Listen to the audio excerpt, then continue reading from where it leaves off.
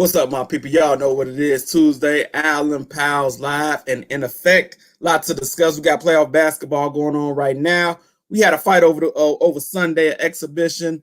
Floyd Mayweather, Logan Paul, Chad Ocho Cinco Johnson. Lot to discuss with that, and we're going to get to it. But I want to hear y'all comments, see them, post them, talk about it, all that good stuff. So y'all know what time it is. 8 o'clock Tuesday night. Let's lock and load, people. We lock and load, Allen Powell. It's the Allen Powell Show. Yeah. We lock and load. Come on. It's the Allen Powell Show. Yeah. We lock and load. Come on. It's the Allen Powell Show. Yeah. We lock and load. It's the Allen Powell Show. Yeah. We lock and load. Come on. What's up? What's up? Man. What a day. NBA basketball is going down. Oh, I got some great guests in the building today. Y'all seen that brother at the end of the promo. I finally got him back. Mr. Tell the Truth is in the building. I think he's in his house now where service is great. How you feeling, brother? I'm feeling good, man. You owe me a couple of checks for still having my face on the promo video, man. I talked to my lawyer. Hold on, man. I talked to my lawyer. He let me know what the law was. Who you gonna talk to? Justin Camper? Nah. That's your boy. I got somebody else. Oh. Man, don't worry about it. Promo. Some people ain't make the promo no more. You'll be getting served soon. Don't worry about it. It's all love. Your service so jacked up, you chopping in and out anyway. Vic, what's up, man? How you feeling, my brother? What up, brother? How you feeling, my dude? Man, you know what it is, man. It's a glorious day in a Allen Powell show, and I can't wait to hear what y'all got to say about a lot of stuff that's going on, man. So we're gonna get right into it, man. We got a game going on right now, man. Sixers and Hawks. The Hawks stunned, I would say stunned the 76ers game 1. And I thought the 76ers was ready to really compete for a championship this year, man. Embiid came back off the injury, balled out, I think had like 39. But this young Hawks squad, man, I don't know if they too dumb to know what's going on or what, but they stunned them in game 1. Vic, what did you see in game 1 that made them get that W? Bro, same thing I always seen from this is they've been under Nate McMillan, man. They play a lot harder now, man. On most nights, man, people don't realize it. They out hustle, man. They got athleticism, length. They got all the requirements to make deep run in the playoffs. I mean, they fell into a bad matchup with Philly, so we thought, but I mean, they still been able to impose their will on Philly. Like Philly ran out to a big lead tonight, and that's a 2-point game at halftime, man. You know, it's crazy. Yeah. I was watching the game and I seen Philly jump out there. I said, okay, they ready. They got the energy. They about to defend their home court. And these young bucks came back. Tell, we talked about Nate McMillan. You know, he came from your squad, Indiana. You know all about Nate McMillan, man. What do you think about what's going on with the Hawks and how they stunned the 76ers in game 1? Can you hear us, brother? First of all, props to Nate McMillan. Can you hear me? Props to Nate McMillan. Yeah. I think he's doing an amazing job with that young team over there. It was obvious after they made the trade from the old coach, I think Lloyd Pierce, and then they got Nate McMillan. He took off. And I miss Nate McMillan as a coach of the Pacers. He just coaches simple basketball. Make the right play, get the good shot, and play hard. And that's what the Hawks are doing. And they're a very talented team. I wasn't that shocked that they were able to take them down game 1 because I knew Embiid coming back from that injury wouldn't be 100%. I think that series is going 7, but I think that the Hawks are too young. And I think we saw that in game 1 when they jumped out over a 20-point lead and Philly came back when they applied that pressure to them. So I think the Hawks have a bright future, and I think they've obviously found their coach. But I think they'll go down in this series, game 7, if Embiid stays healthy, because we always know that that's an if. I think the 76ers are taking down the game 7. Yeah, that's the same thing I was looking at, bro. what I'm looking at with Atlanta is even in these games that they're competing, they're playing well. They're turning the ball over entirely too much. That's a sign of a young team, man. That's a lack of experience. And eventually all those turnovers are going to bite them in. Like a good experienced team or another team, anybody outside of Philly, say they were going up against a Brooklyn right now, honestly, they'd be down 30. They turned the ball over 10 times in the first quarter. You know. Before the series started, how did you have the series going? Who did you have and how many games? I have Philly in 5. Philly in 5. Now, how are you feeling about after you seen game 1? What's going on now? How are you feeling about that? I'm still taking Philly in the series for the reasons that I said. The Hawks eventually their inexperience will catch up with them. But it's looking more like a 6-game series now, and possibly a 7-game series, depending on the outcome of the game tonight. Before the series started, what did you have the series going? To me, it all depended on Embiid. What was his health like? But with a healthy Embiid, I probably had the 76ers in 6 or 7. I think the Hawks are a very underrated, talented team. They have a lot of things. Defensive center, a center that rebounds, a center that can finish lobs. Trae Young is a really good point guard with picking the defense apart. And they have the one thing that you have to have in this day and age, and that's shooting. And they have shooting everywhere. They got guys off the bench who can score like Gallinari and Lou Williams. They have a lot of firepower on that team. I think, like my bro said over here, it's just the youth that's going to catch up with them. And like he said, they turning the ball over. It's like they know how to go out there and hoop, but in the playoffs, you got to know how to hoop and execute. And I think when the pressure's turned up by that Philly defense, their ability to be able to execute is not at the level it needs to be at. And that's just going to take time. Yeah. Man, listen, the fact that Philly jumped out to the lead and Atlanta came back, man, like, I don't know if they too young yet. They ain't showed us yet. Game 1 and up until now, they have not shown that they're too young. And somebody made this comment. I want to hear what y'all think about this. Somebody said that this team is being built just like that Golden State team was built. I know Trae Young is not Steph Curry, but it's similarities. And then you got Bogdanovich and Herter. They saying it's like low budget Klay Thompson. They haven't mentioned the Draymond Green aspect yet. But what do y'all think about those comparisons?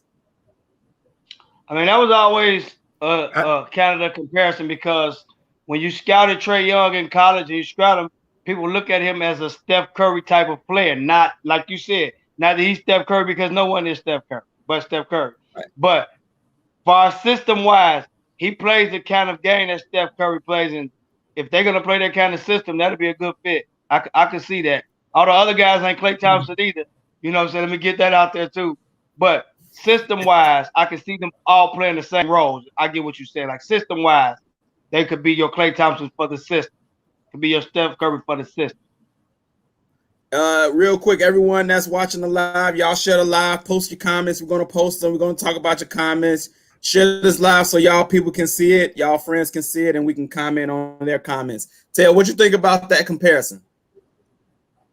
I mean, I think the Golden State Warriors, that team revolutionized what we watch in basketball now. I think that everyone tried to replicate what they've done, and a lot of people have, and that's why Golden State isn't as good as once were, because they surprised the NBA with the amount of threes that they shot and how they moved the ball. But in this modern day of NBA, the Atlanta Hawks kind of caught it at a perfect time where they had a lot of draft picks, and they drafted well. They drafted a lot of 3-and-D wings that could shoot. You know, they got a Trae Young, like you said, which is he's not Steph Curry, of course, but he's a replica of Steph Curry. So I think not just them, I think all teams try to model what the Golden State Warriors did. We know the NBA is a copycat league, and what the Warriors did was revolutionary. And I think the Hawks were building at the right time, and you have to have shooting in the NBA. That's why they can keep up with Philly, who may have a lot more top-heavy talent. But if you go for a possession shooting twos, I go for a possession shooting threes, you know, we got a game. So I think the Warriors revolutionized the game in that way, and a lot of teams are copying what they did, not just Atlanta. But I don't think they're like the Warriors. They shooting. I'll give them shooting and a point guard. And Trae Young brings another dimension that stuff doesn't bring, because Trae Young can break you down just being a playmaker too. Yeah, and they're not on the level of the Golden State team defensively either. We always talk about the shooting and the clay aspects, but that team cohesiveness with Iguodala and those guys, they were a lockdown defensive unit. Yeah, I think you hit. I think a lot of teams forget about that. I think a lot of teams forget how important defense is at this point in the season. In the playoffs, when it really matters, you got to be able to get stops. Got to. I think that's the key to what you said, Vic, is the defense. I think Clint Capella might try to say Clint Capella is the Draymond Green, because he's the best. I think the best defender on their team right now. But I think they don't have any wing defenders like Golden State, like Klay Thompson and Draymond Green. They got Hunter. But are they on a level of Klay Thompson and Draymond Green yet? I think that's the difference. And I don't think they're on that elite level yet. And Iguodala, like Iguodala. And before he left, people didn't get enough credit. A young Harrison Barnes was a good defensive player on the Golden State Warriors team. You know what I'm saying? Absolutely. Right. Yeah. But I definitely think they're building for it. Yeah. I think they're building for it, like you say, with John Collins, DeAndre Hunter. They're building those wings, and you got Clint Capella anchoring the center position. So I think they're in the right direction, man. So I'm looking at the score. Third quarter just started 59-57. So we got a close game, man. We're gonna keep our eye on it. But we got another game coming on right after that. And that's the if Atlanta win this game, if Atlanta win this game, it's a wrap. Atlanta's gonna win this series. If Atlanta wins this game, it's a wrap. You saying it's a wrap? Yeah, I mean you got to beat them. If Atlanta wins this game, you got to beat them 4 out of 6. That's gonna be tough. I wouldn't say it's a wrap. I wouldn't say it's a wrap, because I've seen stranger things happen with younger teams. But the pressure would definitely be on Philly to come out, and they can't. I'm talking about they would have to. It couldn't get to a 7 game. They would have to come out and win 4 straight. They go down or 2. They can go 4 straight. They could. That's a bold statement. That's a bold statement by Mr. Tell the Truth, and I would say it's bold because we just seen Dallas and the Clippers, where Dallas won the first 2 games on the road. Then the Clippers came run 2 games on the road. And then they nobody won a home game until game 7. So I think that can be an example of it's not over if you lose the first game. I know it's 2 different series. That was a weird series. But you don't see that happen in NBA history for a reason. Like, that's one of the few times that's ever happened in NBA history. And the Clippers just had to stop one person. They just had to come up with a game plan to stop Luka Doncic. And they did. They made some adjustments, and they counted on the other guys to beat them, and they couldn't beat them. But Atlanta going home, because they're a team. It's not one person you have to stop. They have a bunch of dudes who can get it done. So, and they have the equalizer. Philly is more talented, but Atlanta has that 3 ball. And in this generation, that 3 ball can be the difference maker. But I would say this. Some people, I think, if you was to say who needs to be stopped on Atlanta, I would say Trae Young name would be first. He's similar to the impact that Trae Young is having is similar to the impact that Luka was having on Dallas. So if you say you stop Trae Young, 9 times out of 10 you stop him, you're probably gonna win the game. Vic, what you think about that? Right. Good. Like going back to that, piggybacking off that Clippers and Mavericks series. The Mavericks were able to hang early because they were getting contributions from guys like Hardaway Jr. was playing out his mind. You understand what I'm saying? Like, at the first 3 or 4 or 5 games, he had like 20 points 3 separate times. Then what happened when he fell off, the Clippers were able to take over. Yeah, Luka was still going to get his because you let him get his, and you see if everybody else can beat you, like he said. And eventually that's what's going to come down with Atlanta. Much as I love Atlanta, they do have some great shooters, bro. But eventually shooting goes in the slump. Who can they go to on that block to get a bucket from late in the game? Who's going to get a stop for Atlanta consistently against Embiid late in games? That's what it's going to boil down to later on. Yeah, it looks good now, but even if they win tonight, it's a long way from over. But it would be tough on Philly to win 4 out of the next 6 games. It would be. It would definitely be tough. 4 out of the next 6 games, it would. So I want to ask Mr. Tell the Truth this question. Since he made that bold statement that if the 76ers lose tonight, book it. Mr. Tell the Truth said it. The Hawks are winning the series. Because you said that, now I have a question. Besides Trae Young, just like Vic said, who do you trust to consistently play every game in the playoffs? Who do you trust besides Trae Young on that squad to get you buckets? I think you got.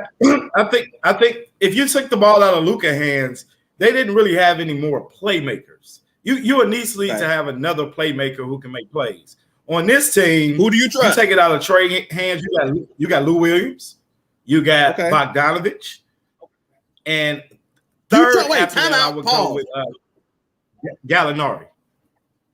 Okay, so I got some counters to the names that you just said. Lou Williams is long in the tooth. He ain't the same old sweet Lou that he was. He can get buckets, but can he get buckets like he used to with the Clippers?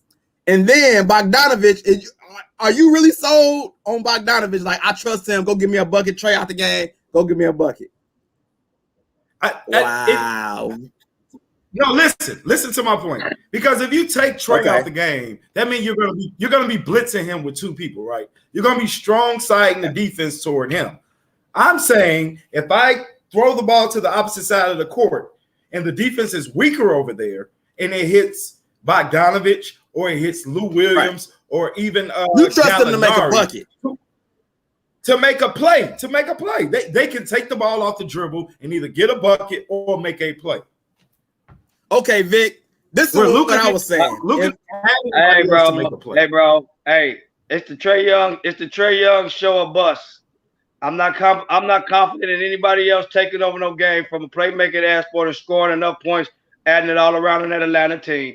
Get me wrong, they're a nice regular season team. They have cohesion. They play together. But when it comes down to the playoffs, I am not putting no money on Bogdanovich to be my second go-to guy with my star stopper because that's not who he is. He's what he is. He's a role player. He can't step up to be a 1. He's not a 1A. He's not even a 2. He's like a 4.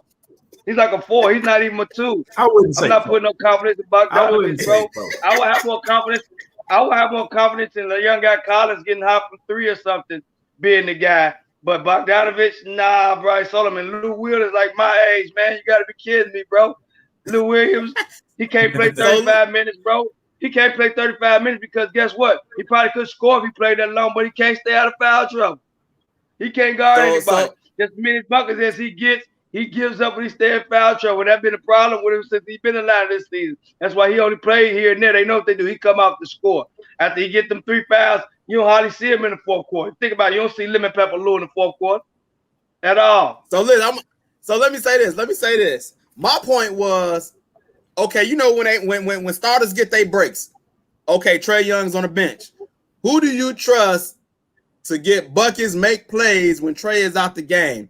You saying Lou and Bogdanovich. Lou and Gallinari too. Consistently. I think Gallinari is leading the Hawks in scoring right now. Gallinari is solid. I can't even take anything away from him.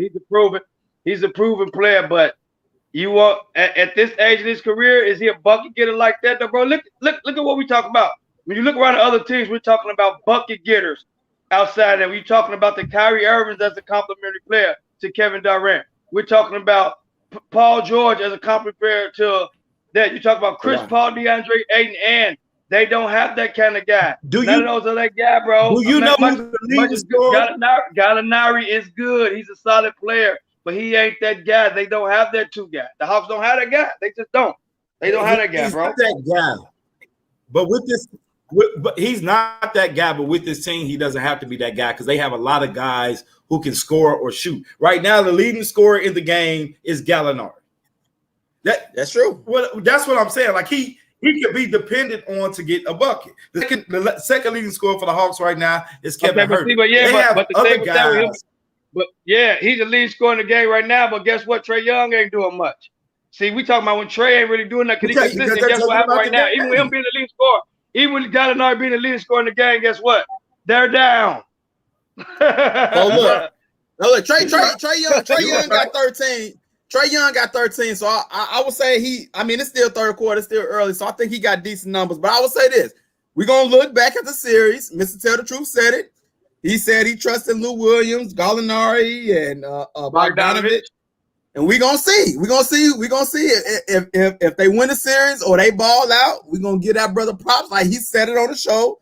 And it came definitely to gonna give him his props. Definitely gonna give him his props. Yeah. I mean, if I said so we're gonna be paying attention to that. My name is telling the truth. All right. Well, with that being said, because it's time to mute because he started talking crazy. That's when he started. He get the mute when he starts talking crazy. Time to put him on mute. We're gonna go to the second game. Mama's cooking. Mama's cooking. Look, we got Jazz Clippers. Game 1 coming up, man.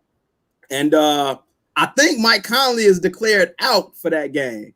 I think he got a hamstring pull like James Harden had. I think that's gonna be huge already. But tell the truth, man. What's your initial thoughts, Jazz versus Clippers? What matter of fact, what are the keys to the game tonight? My key to the game or to the series was going to be Mike Conley, because at some point they're going to force the ball out of Donovan Mitchell's hands. They have 2 elite wing defenders who you can't stop a guy like Donovan, but you can slow him down a lot. And the fact that Conley is not in there as a release valve, as a secondary creator, I think that's going to be troublesome. You know, I would like Utah to win because they're a real team. They build it the right way. They're about defense first. They play together. But if Mike Conley is not healthy in that series, it sort of reminds me of the Phoenix Suns series with Chris Paul. I don't really see how Utah with Donovan Mitchell by himself, unless he just goes to another level, which he has this year. I think this was his highest point per game season he's had in his career. But going up against Paul George and Kawhi Leonard for 7 games, that's going to be rough for him to do it by himself.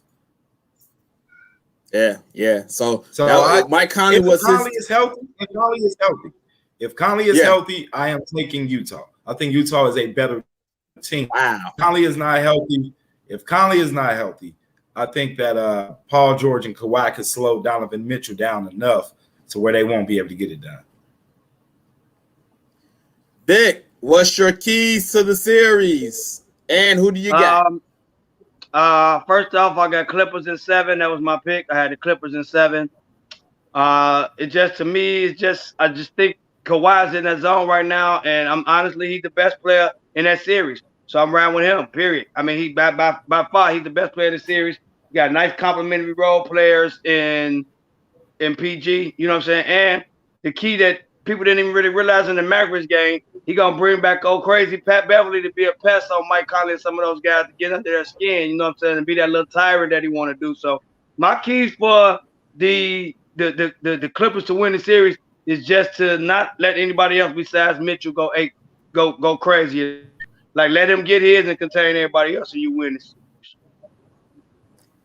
Now they got a couple of buddies that can get buckets too. Ingles. What's my boy name that came from the Lakers? Six man of the year, Jordan Clarkson. Yeah. Jordan Clarkson. Yes. This is why I said a 7-game series. This game here is this is probably the best matchup of the playoffs right here. Everybody thought it was gonna be Milwaukee, Brooklyn, but I knew Milwaukee wasn't ready. But we'll get to that on the next thing. But yeah, this was the best matchup here to me. The Jazz had the number 1 seed for the entire season. Like, they're the best team in right. You know, especially the West, in my opinion. Best regular season I agree with you. Kawhi Leonard is the best player. Kawhi Leonard is the best player in the series. Yeah, I think they still the best team in the West, in my opinion. And with a healthy Mike record-wise, they were. They are the best. They are the best. They're the best regular season team in the league. But as we know, that regular season team is always be the team that makes it onto the finals, because there's easy when you're playing different teams. When you matched up against that same team for a 7-game series and they know what you're going to do and you have to make adjustments, is Utah really, can they keep going to the well 4 times to beat the Clippers? I don't think so. I just don't think they have enough. And the Clippers still can get stops with the best of them. And they got that. And they got that guy when it's all said and done. When they got that guy when it's all said and done, there's no matchup for Utah, they have nobody really on the wing that can guard Kawhi. Nobody at all. But they had the best defense. So they had the best defense. They had the best defense in the regular season. So as a team, they're really good at guarding guys. And honestly, don't sleep on Bogey, bro. Don't sleep on Bogdanovich on Utah. He did a really good job guarding LeBron James. He can guard bigger wing players. You can't stop Kawhi, but he can guard bigger wing players. Right. But so I will say this: matchup. I got more trust in Utah's role players than I got in Atlanta's role players. Like Clarkson, Ingles, I would take over Bogdanovich and Herter or Gallinari on the Hawks. What do you think about that, Tail? I think you just don't know enough about those players. I think Bogdanovich was in Sacramento for a while, so a lot of people didn't know that dude. All those European guys playing basketball since they've been 14 years old professionally, and he just hit a big bucket right now. He is a hooper, bro. Bogdanovich is a hooper. Yeah. Gallinari is what he is. He can get you a bucket at time, and all you right. I think you sleep on those guys, bro. I ain't sleep on him, but I know what Gallinari is. He's a liability on defense. So it's like, you know, like you Gallinari has always been in his career Mr. Inconsistency. Yeah, he can get you a bucket today, and then tomorrow he can shoot you out of the gym. And he get in foul trouble in the first. He get in foul trouble in the first 3 minutes. He can't move his feet on defense. That's been since Denver. That's been since New York. That's been everywhere I've seen that. You know what I'm saying? He like you said, he is who he is. Now I can give you a little that's thing why he about got off the bench. Bogdanovich is solid and he's still growing because he's really not that. He's not that. Oh, he's solid. But right now he's not at that point in his career to where it is. You like, man, here, bro. I need you. Trey's having an off night. We got to run things to you and get us this W for the most. He ain't that player. He ain't that player. One thing I'll say about Atlanta, and the reason I like them and the reason I give them a chance in the series, they got 6 or 7 guys who can give you 20 points. That's true. They got maybe 8 guys who can give you 20 points. So that's all I'm saying. You're not going to give them the ball at the end of the game and go say get a bucket, but they have a lot of guys who are very capable of making buckets. And I think that y'all underrating Bogdanovich on as a playmaker. That dude got game, bro. He got game. He almost like a Ginobili light. Well, we gonna watch. Going back to the Clippers and Jazz, I had the Clippers going to the finals, so I'm not changing my pick now. I just think they have the best players in the series. And even though Utah had a great defense, I think it was more of what's the guy name in the middle? Mr. I'm not gonna catch COVID. Rudy Gobert. Rudy Gobert. Yeah. I think it was more of him anchoring, protecting the rim than wing defenders. And I think Paul George and Kawhi, they're probably gonna go off because you got little guards and the wings. I hate to say it, but what great white wing defensive players did you know? We done talked about this before. Ingles, hey, bro. You say Joe Ingles gonna be getting cooked, man, by PG and Kawhi. That's what I'm saying. Man, hey, that's what I'm saying. I don't remember. And I love Donovan. I don't remember when Joe Ingles was doing that PG. And I love Donovan Mitchell, but he's so small, bro. He's like 6'4". He's a little. Both of these guys are like 6'8", man. It's gonna be the matchups is what's wrong for Utah. That's what I'm trying to tell you. Like, listen, they build that record up because you play a different team. Yeah, you play some teams, 3 or 4. You play your division teams 3-4 times a year. But you're able to build up that regular season record because you play different teams. Now, when you are messed up trying to guard a Kawhi Leonard and a Paul George, like I said, with small guys and snowful guys for a 7-game series, you will get exposed. They wouldn't have the best record if they had to play a team full of Clippers every year.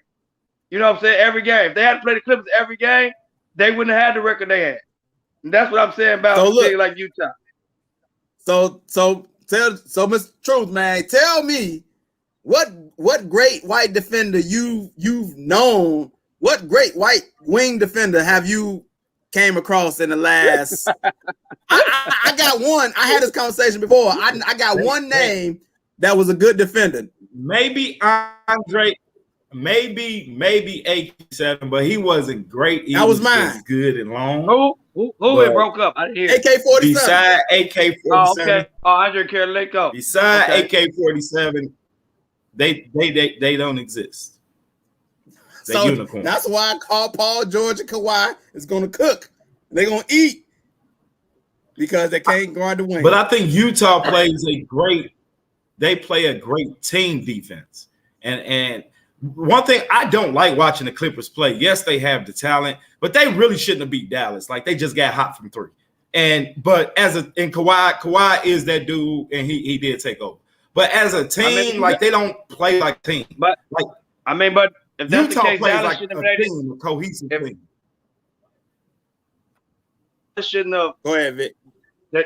That's the same case we made against Dallas. Luka's not a great three-point shooter, but he had those hot games, and they be able to steal those 2 games because guess what? He got hot from 3. Same argument can be made. You got a comment, greetings, brethren, from Big Man from YouTube. Appreciate you checking in, brother. Appreciate it. So I got, and I think Ty Lue is overrated as a coach. His players bailed him out. I think Rick Carlisle definitely outcoached him. He's a better coach than him.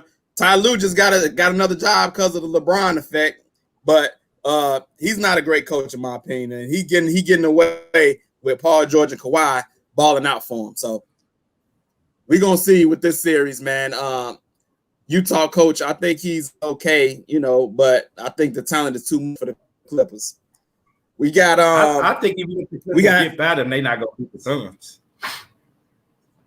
Or them. Oh, I like the Suns. Now I like the Suns too. Suns are a real team too. Suns are a real team. Yeah. I think that's definitely gonna be a 7-game series. Hey, bro, I'm waiting to see how these Wolf attritions coming out of these series with these nice matched up teams in the second round, because there's gonna be some things, there's gonna be some nagging injuries, there's gonna be some things that sway these outcomes.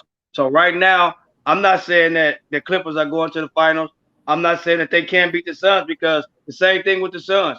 They are decent, but they have all the ingredients to go to the finals and be the best team over there in the West, except for the inexperience with the coach, Monty Williams. But you got CP3 who's the coach on the floor.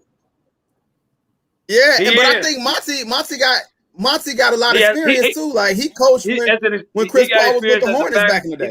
He got experience as an assistant coach. You know what I'm saying? He has a lot of experience as assistant coach. Yeah. I believe he was the coach when they had previously.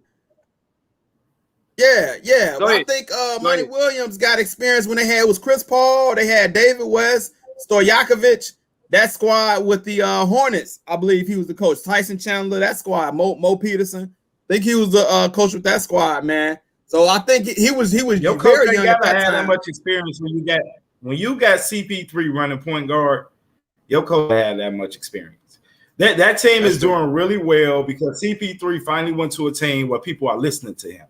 When he went over there with Houston, it's hard for a veteran guy like James Harden. I'm the MVP. I'm the best hooper in the league. I'm not about to listen to you. And Blake Griffin and the Clippers won't listen to him. But some folks are taking what CP3 is saying. So if CP3 stays healthy, which we know it's a better chance the sun won't come out tomorrow. They do got a shot to get to the finals, and I definitely think they'll beat the Clippers. Man, that's crazy.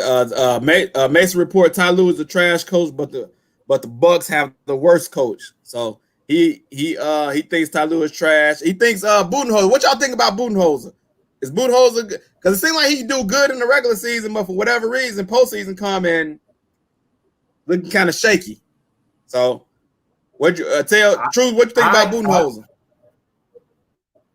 I think he does do good in the regular season. He has a system that's built for the regular season.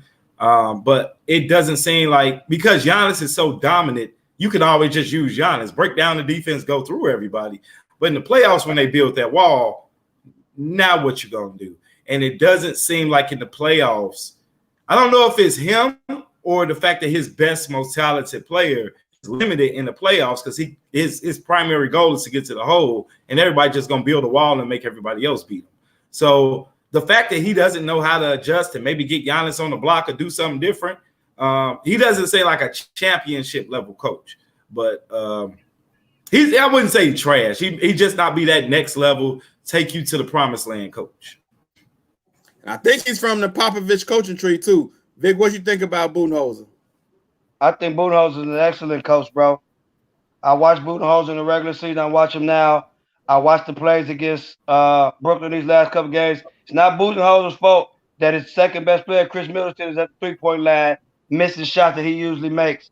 Not his fault that Jrue Holiday is missing layups that he usually makes. Like the coaches sometimes get too much credit. The players got to step up and make plays when the guys put in position. This is what I've seen these last two games. These guys missing shots and missing defensive assignments that they usually make. I'm sorry. I'm going to hold the players accountable. I'm not going to hold that on Budenholzer. I'm going to hold the fact on Giannis that you shoot 7 3-pointers when you're 30% three-point shooter. Get downhill and get to the bucket. Get guys in foul trouble. Stop selling for three-pointers when that's not your game. Yeah, bro. Budenholzer is a great coach. He is. Great coach. Great coach. Mason report says, can we they got to sell for three-pointers. They don't. Who's the best? Who is the best rim defender right now on Brooklyn? Who's the best rim defender? Who's the best rim defender on Brooklyn right now? Lopez. DeAndre Jordan. Probably Claxton. Claxton. He should be getting attacked, bro. He should be getting attacked. He should be getting attacked. He's not a true rim protector. A true rim protector, like we said, you got a Joel Embiid or Rudy Gobert. Claxton is not that. DeAndre Jordan is the true best rim protector on Brooklyn. He's not playing in any minutes right now. He's not even playing many minutes. Milwaukee players ain't doing what they supposed to do, bro. I'm not gonna put that on the coach. I watched those two games. The players been out there timid. Man, they've been executing their offense. The shots have been there. They have been missing them because they've been selling for outside shots. You go there and look. Majority of the high percentage of their shots have been from above the free throw line, 3-point game. That has not been their game. They were a drive and kick 3-point team, not a spot up 3-point team. They were getting stuff at the bucket. That is Giannis' game. He was getting downhill. That is not the case now because Middleton and those guys are not hitting the shots and it's not open. The spacing is not there. When you can't hit your shot, the spacing ain't there. Truth, I'm gonna let you go ahead and respond, and then I'm gonna get to these comments. Go ahead. Well, the only thing I'm gonna say is when you build up, when the reason that I do put some blame on the coach. You've been having a wall built on Giannis for 3 years, and you haven't figured this out. Like built against him 3 years in a row in the playoffs. Like you should have some type of alternative thing to go to. The alternative is Holiday. It's 3 years in a row. The alternative is getting Holiday and Middleton, the 2 and 3 players, looks when that wall is built. The alternative is them to make the shots, bro. It's not that hard, man. When your one guy taken away, 2 and 3 got to step up. They not doing that. They not doing that, man. But I would say this: if we look at Jrue Holiday and Chris Middleton, they're really good, okay players. They're not great. They're not great. They like right under great. They like good, but they're not great shooters. They good shooters. They can hit them sometimes. Sometimes they're gonna be broke. And when that happens, that's gonna hurt Giannis because if they're not hitting any shots, he's not gonna get that wall. But can that not great role players? Can that same thing apply to Philly's role players outside of Joel Embiid, who's a great player over there on Philly? So you get what I'm saying? You got to step up and do what you got to do. They're in the same situation as Philly. Simmons and Harris and those guys, they got to step up. Because Middleton has been an all-star player in this league, bro, a few times. He got to step up. You know, he got to step up. For him to take the next step, he's on his team. He got to step up, bro. He can't have games where he did last night where he's like 0 for 7 to start the first quarter. Next thing you know, they down 20 and it's an uphill battle. That's who they are, though. That's who they are. But I'm gonna get to them in these comments, man. Mason report says, "Can we talk about the white coaches keep getting jobs they don't deserve? Why is Terry Stotts being considered for jobs? I seen Terry Stotts being considered for some jobs. He just mutually parted ways with Portland. Charles Barkley made a post saying black coaches get fired, but white coaches mutually agree to part ways. That's another story. And then he said, I think he's talking about Budenholzer, said that dude came out in the zone against KD and Kyrie. Come on, man. He's not a fan of the zone starting out. And he said Popovich tree, so it doesn't matter if he's from if he's John Wooden's twin, he ain't producing. He's talking about Budenholzer again. And he says reigning defensive player of the year isn't guarding KD. Why? The coach, period. You don't play zone with the defensive player of the year. I think he's talking about Giannis playing against KD. But it was Giannis was on KD. Can I take that wise in Giannis guarding KD? Because he's trying to keep Giannis out of foul trouble. Because defensive player of the year or not, KD is a generational talent and will cook Giannis and any other defensive player of the year he want to go get. Like, stop them plans, bro. That's why he ain't got that man guarding KD, because he's trying to keep dude on the floor. bro, I heard a story this morning. Come on, bro. We talking about Kevin Durant here. We talking about just average dude here. We talking about Kevin Durant.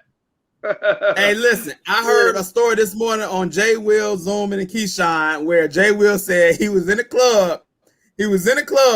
And he got to chopping it up with KD, and Giannis came up, and Jay Will said, "Man, Giannis is like a baby of KD and somebody else." And KD was there. KD said, "Bro, don't you ever mention that name, man, in the same breath as me." And so I don't know if the story is true. I think KD came out and said he lied, that he ain't. But why would somebody make up a story like that? Like that?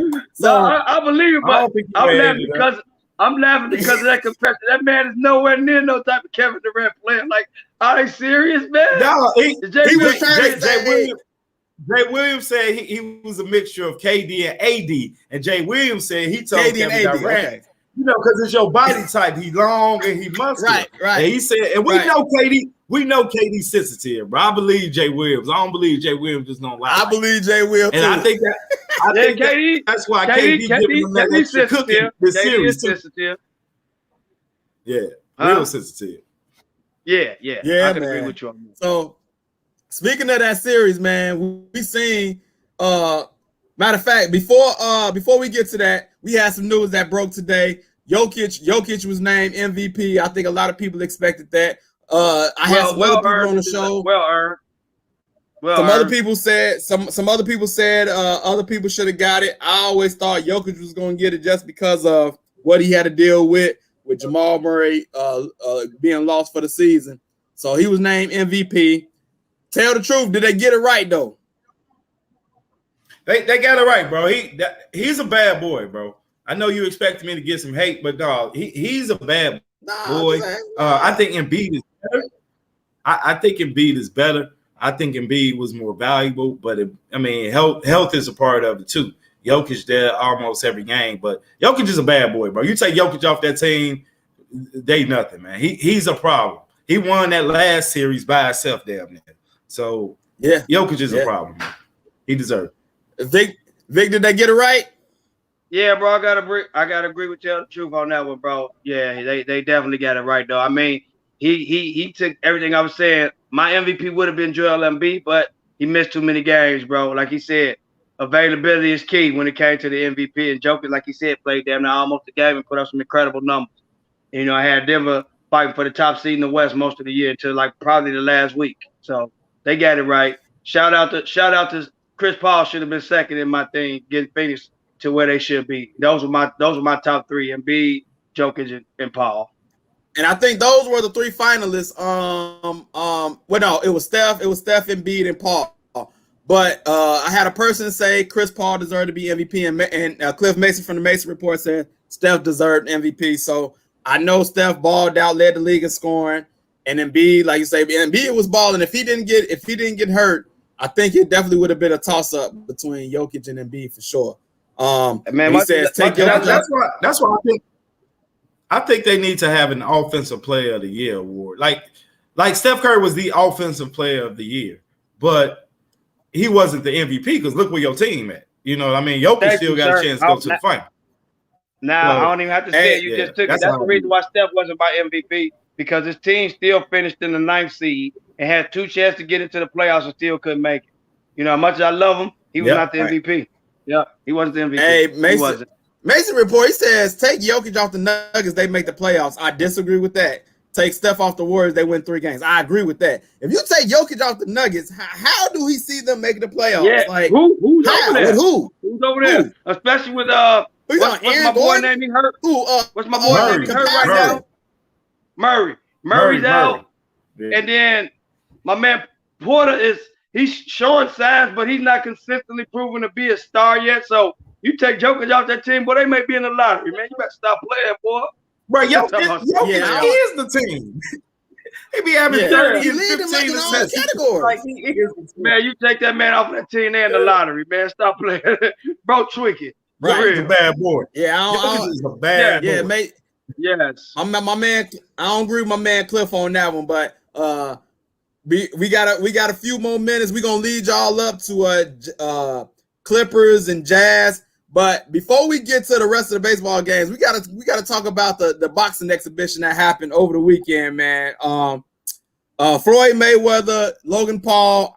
I didn't even watch it. I just watched afterwards the YouTube, whatever. I just watched that and see what happened. True, did you watch it? Did you order it? Did you go over somebody's house? I did not spend no money on it, but I did watch it. I went out to watch it. I found a spot that was showing it. Floyd Mayweather is just good at getting the bag, bro. Like that's all I can say. I think we've all seen the clip that went viral when he knocked him out for a second and he held him up. You know, it was just an expedition. You know, it was a money grab. You know, that's what Floyd last 4 or 5 fights have been. You know, it's been, hey, we the hype, we can get the numbers, let's get this money. And, you know, as a sports fan, you know, it's kind of a turn off, but as a human being and understanding generational wealth, I can't be mad at him. But anytime you see Floyd attached to anything, bro, it's not going to be about skill, bro. It's going to be about money. And that is the trend right now with the Nate Robinson fight. You know, people saying, you know, you can get this paper, you know, you get enough buzz going on. So, you know, the photos from YouTube, dude made millions of dollars, you know, for doing nothing. But practices. So thanks. And it was another match on the undercard that Chad Johnson fought a dude from the UFC. So I'm gonna play this clip for anybody who didn't see it. I'm gonna play the clip, and I got a question because some strange stuff happened. So I'm gonna play this clip, man, and I want y'all to tell me what was going on here because something happened. I gotta play it for y'all to see it. So here we go.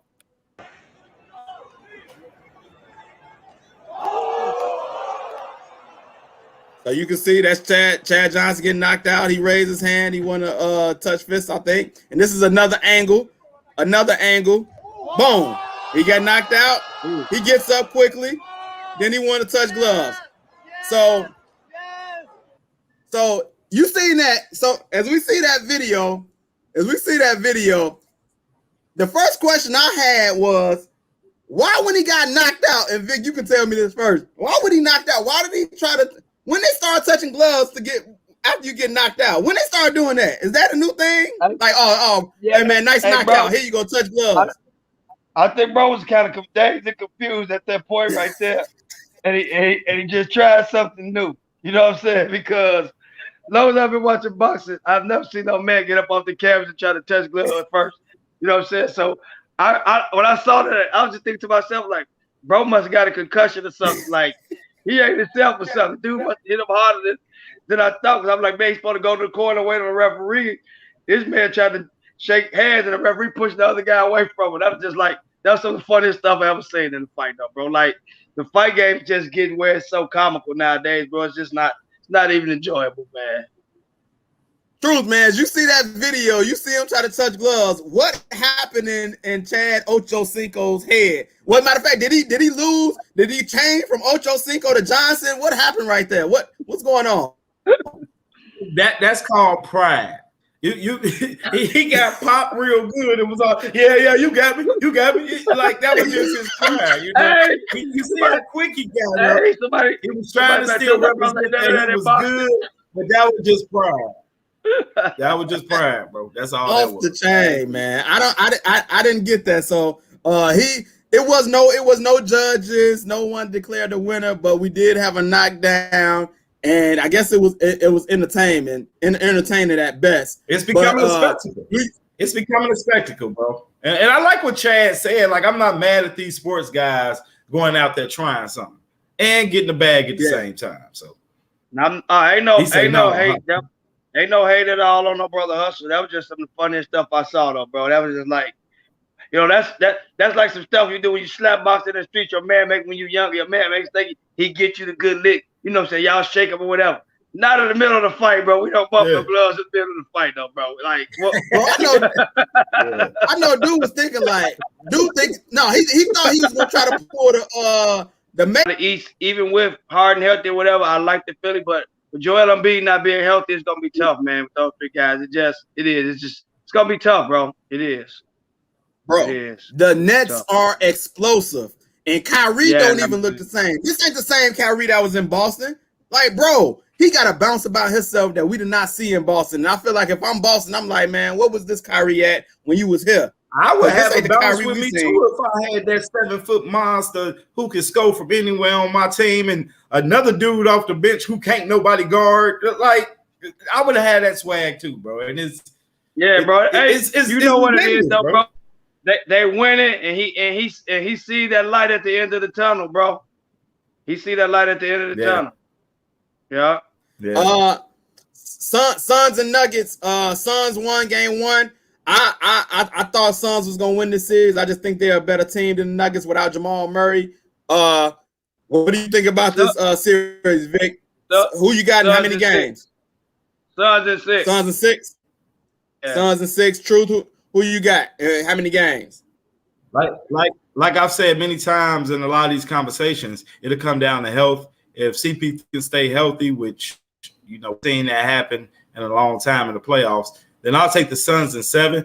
I think they're an evenly matched team. I think CP3 is the one guy who could bring them over the top, and the fact that the Suns got home court advantage. That's why I'm going with the Suns. If CP3 can stay healthy, Suns 7. What made me take the Suns in that series? What made me take the series in that Suns out? They got a healthy young DeAndre Ayton who's playing. If he's playing Jokic off to a standstill, the Nuggets are in trouble, bro. And they just are right now. That boy's playing fresh. He's playing with a lot of confidence. I mean, he's got the players on the team are feeding him the ball. They just the Suns are just playing some good basketball right now, man. They're playing with a confidence like they're the defending champs right now. Like they playing some of the best basketball in the playoffs right now, bro. They are.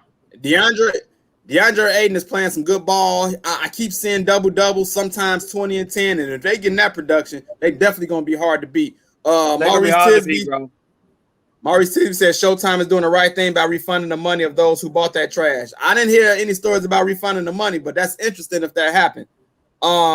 Cliff Mason says, who do y'all want, Kent Bazemore or Michael Porter Jr.? I think he's still on that old MVP debate. Then he said, who do you want, Kevon Looney or Aaron Gordon? So he's trying to make an argument that the Nuggets will make the playoffs if Jokic, he gonna try to put those two players against those two other players. Nah, I don't work like that, bro. You can't make that argument is flawed, though, man. Those are individuals. We talk about team-wise collectively, man. Come on. Come on, bro. Come on, bro. Stop that, Cliff. You know better than that, man. Right. Damian Lillard, Paul Millsap. Why you can't even match him up right? You can't just I do see his point. I see where he coming from. I do see his point. I mean, if you break the players down individually, that's what I'm saying. But we're talking team-wise. Keep that same team the way it is. Take Jokic off of with the same roster. They're not a playoff team, bro. That's what we mean. That's what we mean by take Jokic off the team. Not take Jokic off the team, and then you got to choose between Aaron Gordon and Kent Bazemore. Come on, bro. That's right. Come on, right. Come on, We're not doing that, man. And then he didn't even say like Wiggins. You see what I'm saying? He picking these straight trash players.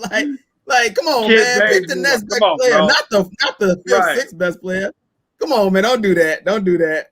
And so he ain't been on in a while, man. He just got a lot of stuff to get off his chest. So he just coming off the don't act like that rookie. Don't act like before that rookie got hurt, he wasn't playing well for Golden State early in the year. Wiseman, James Wiseman. He was playing solid for Steph. He was playing solid for Steph early in the year. Draymond Green, still a good defensive player, still a hustle and a glue guy. So Steph didn't play with total bums like y'all said. Andrew Wiggins had the best year of his career, the most consistent year of his career this year. So Steph didn't play with no total bums either, though, bro. It's just the Western Conference is a different animal right now, bro. The Western Conference is a different animal, bro. It just is. You got them young AC teams with superstar players for to be like a Ja Morant. His team was like the AC, bro. Imagine where they're going to grow in 2 years. Imagine if the Pelicans get their act together and get Zion and them young guys in the playoffs. Like the West is a different animal. That's what happened to Steph this year, bro. As good as he was, he didn't have the top end talent that those other teams had. Still didn't make him the MVP. It just was what it was. Right. Truth, what you had to say? I forget. I ain't gonna lie, I forget. I can try to make something up. I just forget. I know you was trying to get in there, but that's short. Boy, you getting old. Before we get up out of here, man, we have some big news. Julio got traded to the Titans. Truth, I know you're not the biggest football fan, but I think you know who Julio Jones is. He's on the Titans now with King Henry. You used to be a Colts fan. I don't know if you still are a Colts fan, but they're in that division. So, how do you see Julio Jones playing with Tennessee? I mean, Julio is Julio. He's one of the best wide receivers in the league. Tennessee had a really good year last year, and they already got a solid defense, and their offense improved last year too. So it seems like they're going to be a problem, bro, especially in that division. I haven't been that deep following football, but looking at it and following it loosely, I can see them taking that division now with Julio Jones. Yeah. I see you shaking your head, Vic. I know you was deep in that trade. What you think, bro? They got a hell of a lot better offensively, and they are a solid. I mean, if Tannehill is who he showed the last couple of years, they are going to be able to score points with the best of them. But I don't know where you got. They were a solid defense from. They were 25th in the league last year on defense, and they didn't spend much money on the side of the ball this offseason. So I'm still not sold on them as a defensive team, but I am sold on those running lanes being opened up for Derrick Henry. Now you got Julio stretching that field. Like, he's liable to go for 2,000 yards, though, bro. Yeah, you won't be able to pack it. Mason said the same thing I'm saying. You won't be able to stack that box. He's going to open it up for them offensively. They're going to be great. They're going to be great offensively. And you already had Hollywood over there on the other side. You know what I'm saying? They're going to be good. They're going to be real good offensively. Real good. They look on paper, they look great. And it's going to be fun to watch that team, man. But we about to get up out of here. Listen, make sure y'all subscribe to the YouTube. Tell your friends to subscribe to get these numbers up. Follow, like, and review our Facebook page. I'm on TikTok now. Follow us on TikTok, Instagram. Hey, I got a baseball jersey. Baseball season. You want to rep the Allen Pals baseball jerseys? Message me. We can make that happen. You want to advertise on the show? Holler at me. We got shirts, jerseys, all that good stuff. So listen, y'all message me. We'll ship out the merch to you. We'll get it on and popping. God is great all the time. Y'all make sure y'all get in tune, man. Get in tune with God. See what he got for you. Hey, we about to get up out of here. Truth, brother, appreciate you jumping on. Vic, thanks for always answering the call, my brother. Always, man. Hey, be expecting my lawyer too, man. He gonna be serving real soon. You want me to cut you out? I'll cut you out. I don't want no problems, man. No, yeah. We out of here. Before we get off, we got let y'all Allen Pass. It's the Allen Pass Show.